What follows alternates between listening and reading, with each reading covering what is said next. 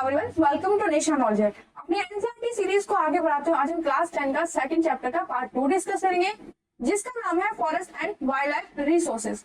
इस चैप्टर के first part में हमने पढ़ा किस तरह से फॉरेस्ट में जो रहने वाली स्पीशीज हैं वो एक दूसरे के ऊपर डिपेंडेंट होती है, किस तरह से ह्यूमंस इस एनवायरनमेंट पे, इन फॉरेस्ट के ऊपर और ये सारी स्पीशीज एक दूसरे के ऊपर कैसे डिपेंडेंट होती हैं, कैसे ये सारी स्पीशीज को थ्रेट है एक्सटेंड होने का और किस तरह से हम इन सारी स्पीशीज को कंजर्व कर सकते हैं। ये सारी चीजें हमने फर्स्ट पार्ट में डिस्कस करी है। बहुत सारे ऐसे स्पीशीज के नाम देखे हैं जिनको कंजर्व किया गया है वेरियस गवर्नमेंट के प्लान्स के अंदर, किस तरह से वेरियस फॉरेस्ट को यहाँ पे प्रोटेक्ट किया जा रहा है। ये सारी चीजें हमने फर्स्ट पार्ट में भी पढ़ी। जिसने भी ये फर्स्ट पार्ट नहीं देखा है, छोटी सी क्लास है, चैनल पे जाके जरूर देखिएगा, प्लेलिस्ट अवेलेबल है। आप बाकी और भी क्लासेस देख सकते हैं जिसमें एनसीईआरटी बुक से वेरियस चैप्टर्स करा दिए गए हैं, जिसमें सोशल साइंस और साइंस के चैप्टर अवेलेबल है। किसी भी चैप्टर में तो कमेंट करके जरूर पूछेगा। आज हम पार्ट 2 में बाकी का इस चैप्टर को कवर करेंगे, एक्सरसाइज हम देखेंगे। स्टार्ट करते हैं इस वीडियो को। तब तक के लिए आप चैनल को लाइक शेयर सब्सक्राइब जरूर कर लीजिए, बेल आइकन को ऑन कर लीजिए ताकि सारे वीडियोस की नोटिफिकेशंस आपको मिल पाए, आप भी हमारे साथ इन क्लासेस को कवर कर पाए। तो ये एक कटआउट है न्यूज़पेपर का, जिसमें बताया गया कि कितने सारे बर्ड्स की डेथ हो जाती है जो कि माइग्रेट करती हैं या फिर जो नेटिव स्पीशीज होती है किसी भी रीजन की और जो नदी के किनारे आती है, जैसे माइग्रेटिव बर्ड्स होती है। यहाँ पे बताया कि कितने सारे बर्ड्स मर गई यमुना के गंदे पानी की वजह से। यहाँ पर घड़ियाल के बारे में बताया है कि किस तरह से 1970 से घड़ियाल की पॉपुलेशन डिक्लाइन होती जा रही है। तो ये वेरियस स्पीशीज को कंजर्व करने के लिए यहाँ पे कहा जा रहा है। आपको भी यहाँ पे अपने रीजन में देखना चाहिए कौन सी ऐसी स्पीशीज है जिसको कंजर्व करने की जरूरत है और किस चीज से उसको खतरा है। आज हम पढ़ेंगे कम्युनिटी और कंजर्वेशन के बारे में। Conservation strategies are not new in our country. हमारी कंट्री में जो कंजर्वेशन की स्ट्रेटेजीज है वो न्यू नहीं है। बहुत टाइम से हम इन चीजों पे काम कर रहे हैं, इन चीजों के बारे में सोच रहे हैं। इन सारी स्पीशीज को कंजर्व करने के लिए बहुत सारे प्रोग्राम और प्लानिंग्स की जा रही है। We often ignore that in India forest are also home to some of the traditional communities. हम देखेंगे कि जो इंडिया है वहाँ पे सिर्फ फ्लोरा और फोना की स्पीशीज ही नहीं रहती, वहाँ पे ह्यूमन, ऐसे बहुत सारे ट्राइबल ह्यूमंस भी वहाँ पे रहते हैं जिनका जो घर है वो फॉरेस्ट ही है। सारी जो डेली लाइफ की जो चीजें होती है, जो डेली लाइफ की एक्टिविटीज होती है, वो सारी उनके फॉरेस्ट के ऊपर ही डिपेंडेंट होती है। ऐसे कुछ एरियाज है इंडिया में जहाँ पर जो लोकल कम्युनिटीज है are struggling to conserve these habitats along with government officials. मतलब बहुत सारी ऐसी कम्युनिटीज है जो स्ट्रगल कर रही है इन सारी हैबिटेट्स को कंजर्व करने में गवर्नमेंट ऑफिशियल्स के साथ, recognising that only this will secure their own long term livelihood. ये कंजर्वेशन प्रोग्राम चलाए जा रहे हैं जिसकी वजह से हम क्या कर सकते हैं, रिकॉग्नाइज कर सकते हैं और सिक्योर कर सकते हैं सारे लिवलीहुड को लॉन्ग टर्म तक।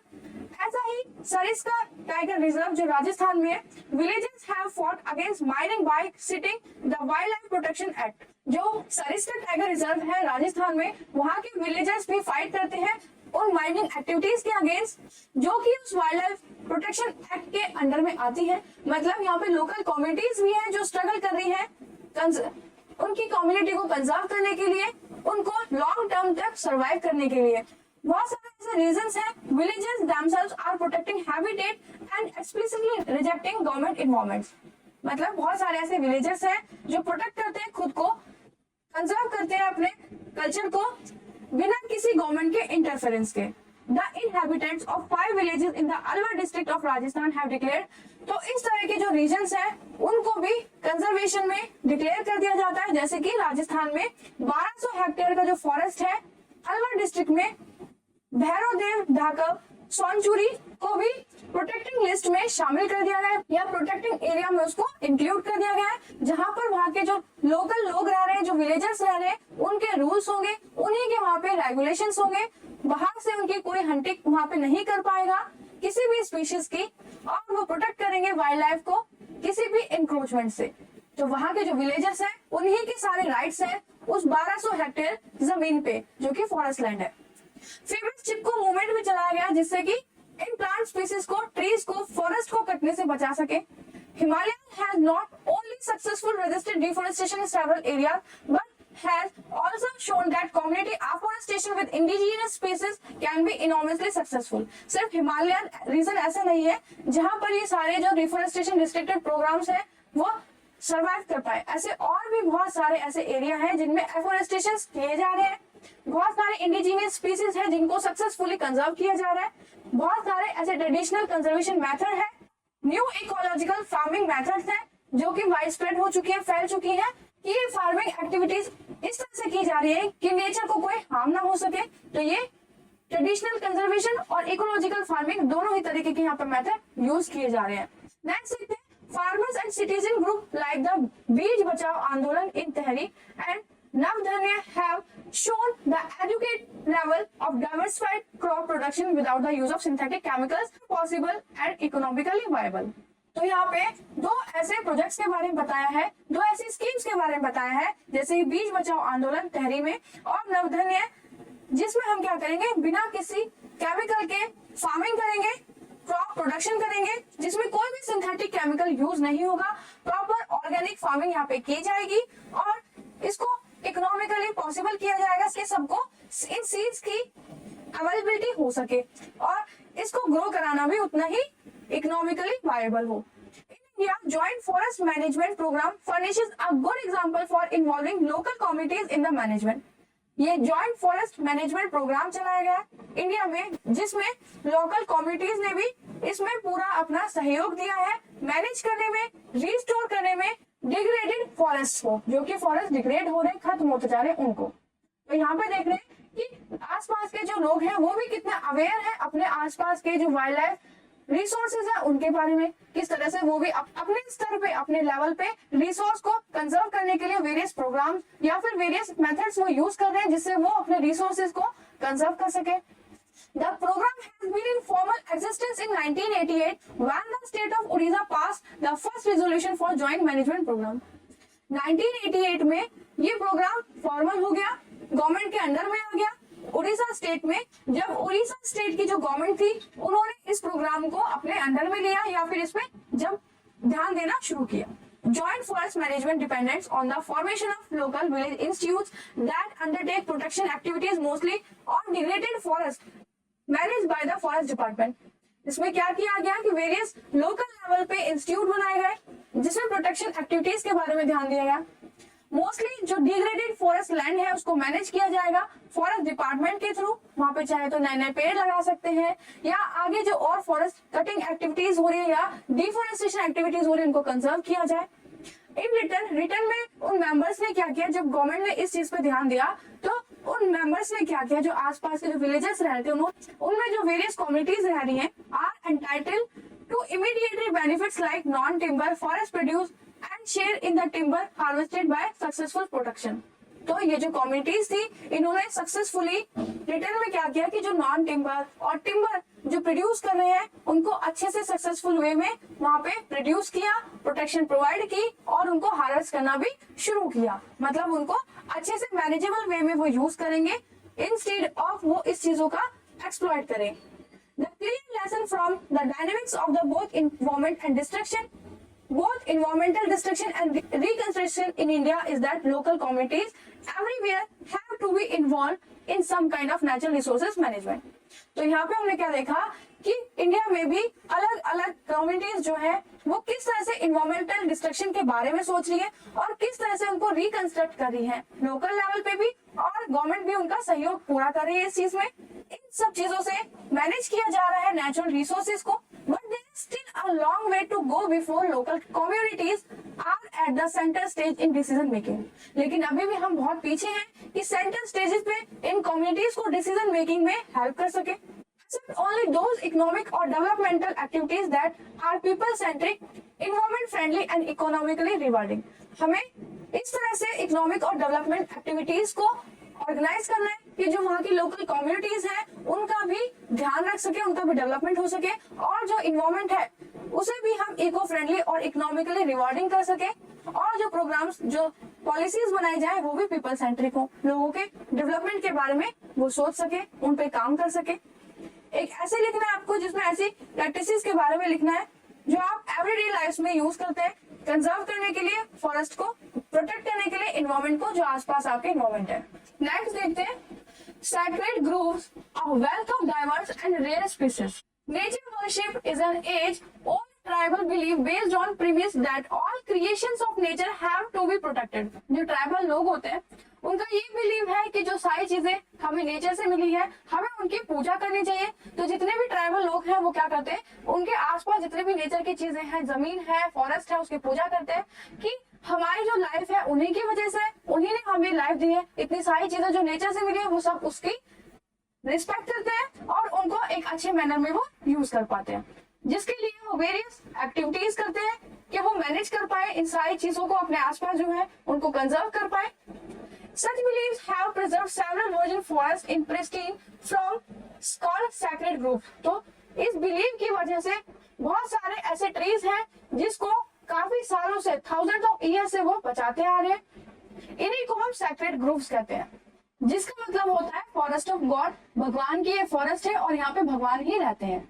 ये फॉरेस्ट किसका है, देवी देवताओं का फॉरेस्ट है। इसी को हम क्या कहते हैं, सैक्रेड ग्रुप्स कहते हैं। These patches of the forest or part of large forest have been left untouched by the local people and any interference with them is banned। तो ये क्या करते हैं कि इस तरह की जो एरियाज हैं या ये बड़े बड़े जो फॉरेस्ट है, इनको बिना किसी ह्यूमन एक्टिविटीज के इनको छोड़ दिया जाता है। वहां पे इंटरफेरेंस नहीं होती किसी भी ह्यूमन की, कोई भी ह्यूमन एक्टिविटीज वहां नहीं हो सकती, बैन कर दी जाती है। और एक देवी देवताओं की तरह उस फॉरेस्ट को कंजर्व किया जाता है, प्रोटेक्ट किया जाता है। Certain society reverse a particular tree which they have preserved from time immemorial। ऐसे बहुत सारी स्पीसीज हैं ट्रीज की जो कि काफी सालों से इमेमोरियल वे में वो प्रेजेंट है। बहुत सारी ऐसी सोसाइटीज हैं जो उनको इस तरह से कंजर्व करके रखती है। द मुंडाज और सांथालाज ये दो ट्राइबल ग्रुप है छोटे नागपुर रीजन के, जो कि महुआ को, जिसका साइंटिफिक नेम है बैसिया लैटिफोलिया, कैडम्बा जिसका साइंटिफिक नेम है एंथोकैफलस कैडम्बा। ये दो तरह के यहाँ पे ट्रीज है। ट्राइबल्स के यहाँ पे दो तरह के ट्राइब्स के यहाँ पे नाम बताया गया है। और उड़ीसा और बिहार के जो ट्राइबल्स है वो पूजा करते हैं टैमरिंड की, जिसका साइंटिफिक नेम है टैमरिंडस इंडिका, और मैंगो की मैंगीफेरा इंडिका ट्रीज। जब शादी होती है तो इन पेड़ों की पूजा की जाती है। उसी तरह से छोटा नागपुर में जो ये ट्राइब्स है ये भी इन ट्रीज की पूजा करते हैं। फर्स्ट पीपल और बानियन ट्रीज की हम क्या करते हैं, जनरली इन दोनों पेड़ों को भी पूजा जाता है, पूजा की जाती है। Indian society comprises several culture. हमारी इंडियन सोसाइटी में बहुत सारे ऐसे कल्चर हैं, रिचुअल्स हैं जिसमें हम इन पेड़ पौधों की पूजा करते हैं, जैसे कि तुलसी का पौधा। Each with its on set of traditional method of conserving nature and it's creation. जितने भी लोग हैं, जितनी भी कम्युनिटीज हैं, उनके अलग अलग रिचुअल है जिसकी वजह से हम अपने नेचर को, पेड़ पौधों को, सबको कंजर्व कर पाते हैं। ये ट्रेडिशनल कुछ मेथड्स हैं जिसमें हम पूजा करते हैं अपने आसपास की स्पीशीज की। Sacred qualities are often ascribed to spring mountains, great mountain peaks, plants and animals which are closely protected। बहुत सारी ऐसी क्वालिटीज हैं, हम इन सब चीजों को क्या करते हैं, प्रोटेक्ट करते हैं। बहुत सारी चीजें हमें नेचर से मिली है, उसका हम रिस्पेक्ट करेंगे, तभी हम कंजर्व कर पाएंगे अपने एनवायरमेंट को। You will found troops of macaques and langur around many temples. बहुत सारे बंदर, मैकाक्स, लंगूर हमें मिल जाएंगे मंदिरों के आसपास, जिनको डेली बेसिस पे लोग क्या करते हैं, फीड कराते हैं, उनको भगवान की तरह पूछते हैं। In and around Bishnoi village in Rajasthan. तो बिश्नोई विलेज की बात करेंगे राजस्थान में, जहाँ ब्लैक बग, चिंकारा, नीलगाय और पिकॉक्स इंटीग्रल पार्ट हो जाते हैं कम्युनिटी के, और कोई भी इसको हार्म नहीं करता, कोई भी वहां पे इनको मार नहीं सकता। नेक्स्ट यहाँ पे एक और बॉक्स मेंशन है। आपको पता है बॉक्स कितने ज्यादा इंपॉर्टेंट होते हैं एनसीईआरटी के, इसमें से कितने क्वेश्चंस बन के आते हैं कॉम्पिटिटिव एग्जाम्स में भी।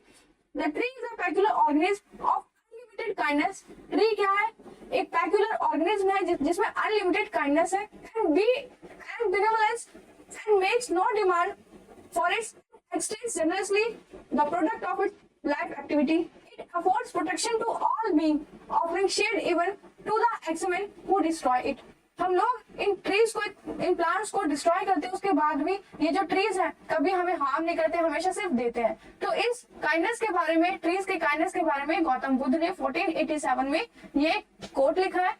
एक्सरसाइज डिस्कस कर लेते हैं चैप्टर की, उसके बाद ये चैप्टर खत्म हो जाएगा। मल्टीपल चॉइस क्वेश्चन यहाँ पे मेंशन है। Which of the following conservation strategy do not directly involve community participation. कौन सी ऐसी यहाँ पे कंजर्वेशन स्ट्रेटेजी है जिसमें डायरेक्टली कोई भी कम्युनिटी इन्वॉल्व नहीं होती। ज्वाइंट फॉरेस्ट मैनेजमेंट है, बीज बचाओ आंदोलन है, चिपको मूवमेंट है, demarcation of wild life sanctuaries है। तो इसका आंसर आप मुझे कमेंट करके बताएंगे। हमने ये चैप्टर बहुत अच्छे से पढ़ा। ऐसी कौन सी एक्टिविटी है जिसमें ह्यूमन का इंटरफेरेंस नहीं है, सिर्फ गवर्नमेंट ओन वो सारे प्रोग्राम्स चलाए जा रहे हैं कंजर्वेशन के लिए। मैच द फॉलोइंग है, रिजर्व फॉरेस्ट, प्रोटेक्टेड फॉरेस्ट और अनक्लास फॉरेस्ट। तो अनक्लास फॉरेस्ट क्या होगा, गवर्नमेंट और इंडिविजुअल सब लोग इसको प्रोटेक्ट करें। Reserve forest, forests are regarded as most valuable as far as conservation of forest and wildlife resources. ये हमने चैप्टर में ही पढ़ा है। प्रोटेक्टेड फॉरेस्ट क्या होंगे, forest land are protected from any further depletion. Answer the following देखते हैं।